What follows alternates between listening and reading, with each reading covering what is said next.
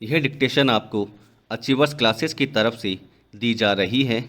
आपकी डिक्टेशन अगले 3 सेकंड में शुरू होगी। 3, 2, 1 स्टार्ट।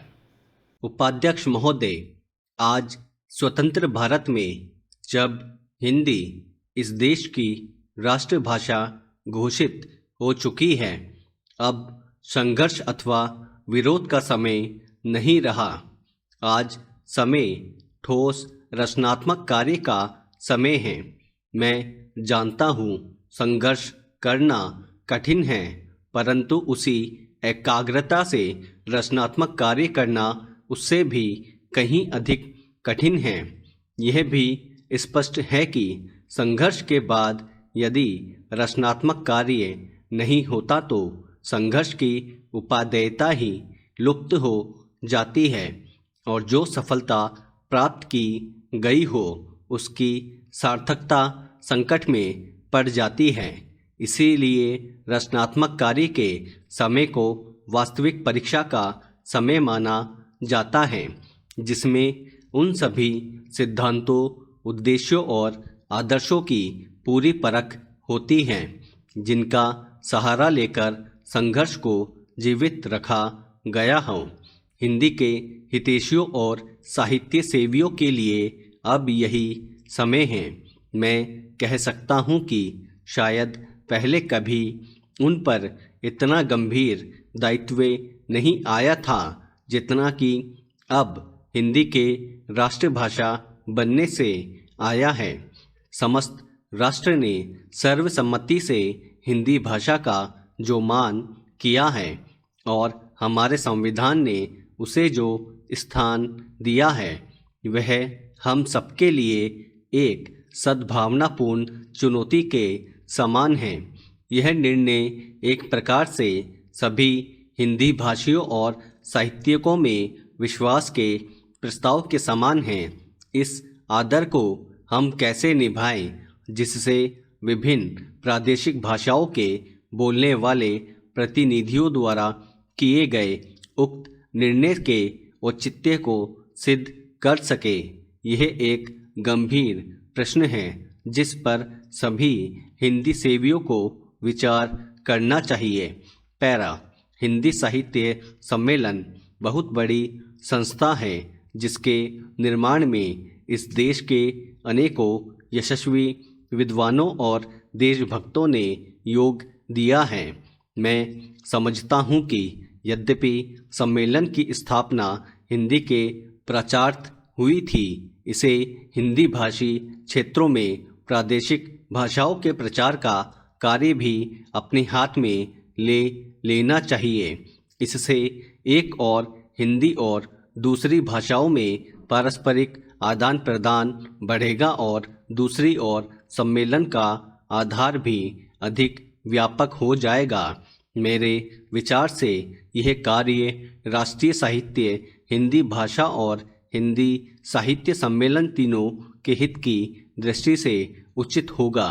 बिहार हिंदी साहित्य सम्मेलन ने जिसके रजत जयंती समारोह के उद्घाटन के लिए आपने मुझे आमंत्रित करने की कृपा की है, 25 वर्षों से भी अधिक समय पूर्व सार्वजनिक कार्य क्षेत्र में पदार्पण किया था। इस राज्य के सभी लोग सम्मेलन की सेवाओं से भली प्रकार परिचित हैं। मैं आशा करता हूं कि यह रजत जयंती समारोह इस राज्य के साहित्य सेवियों को और अधिक बल देगा, जिससे वे साहित्य की समृद्धि द्वारा और हिंदी तथा अहिंदी प्रदेशों के बीच पूर्ण सद्भावना का वातावरण तैयार करके इस राज्य के लोगों की ही नहीं बल्कि देश भर की सेवा कर सकेंगे। मेरे विचार से हिंदी साहित्य की श्रीवृद्धि करके और सभी भाषा भाषियों के साथ सद्भावनापूर्ण संबंध बनाए रखकर हम अपने कर्तव्य का पालन कर सकते हैं। कम से कम इस ओर सबका ध्यान आकृष्ट हो चुका है। पैरा। बहनों, शिक्षा संस्थाओं में जब कभी भी मुझे बुलावा आता है तो मैं वहाँ जाने से इनकार नहीं कर पाता, क्योंकि शिक्षा संस्थाओं से मेरा आरंभ से ही कुछ न कुछ संबंध रहा है और शिक्षा शास्त्र में भी मेरी पहले से काफ़ी रुचि रही है। अतएव मुझे जब आपका निमंत्रण मिला, मैंने उसे बड़े हर्ष के साथ स्वीकार किया और मुझे अत्यंत प्रसन्नता है कि आज मैं यहाँ आ सका। आप सब बड़ी सौभाग्यशालिनी हैं कि आप इस कन्या महाविद्यालय में शिक्षा पा रही हैं, क्योंकि इस महाविद्यालय का इस राज्य में अपना एक विशेष महत्व है और इसका इतिहास नारी जागृति तथा उन्नति का इतिहास है। इसकी स्थापना उच्च आदर्शों को लेकर एवं नारी जागृति तथा राष्ट्रीय उन्नति की पुनीत भावनाओं से प्रेरित होकर आज से बहुत साल पहले एक ऐसे सच्चे समाज सुधारक के द्वारा हुई थी, जिनके हृदय में मुख्यतः नारी जाति के प्रति विशेष गौरव और महान आदर था। आप सबको मालूम ही होगा कि हमारे देश में दो प्रकार की शिक्षा संस्थाएं विद्यमान हैं। एक तो वे जो अंग्रेजी शासकों द्वारा अपने उद्देश्यों की पूर्ति के लिए स्थापित की गई थी, और दूसरी वे जो स्वतंत्र भारत में राष्ट्र प्रेमियों द्वारा राष्ट्रीय भावनाओं से ओतप्रोत होकर अपने देश की संस्कृति एवं सभ्यता को पुनर्जीवित एवं पुनः स्थापित करने के उद्देश्य से स्थापित की गई थी। आपका यह कन्या महाविद्यालय भी लगभग इन्हीं पवित्र भावनाओं से प्रेरित होकर बहुत साल पहले स्थापित किया गया था, और आपके लिए यह बड़े सौभाग्य की बात है कि आप में से कुछ आज इस विद्यालय में अपनी शिक्षा समाप्त कर जीवन के कार्यक्षेत्र में प्रवेश करने जा रही हैं।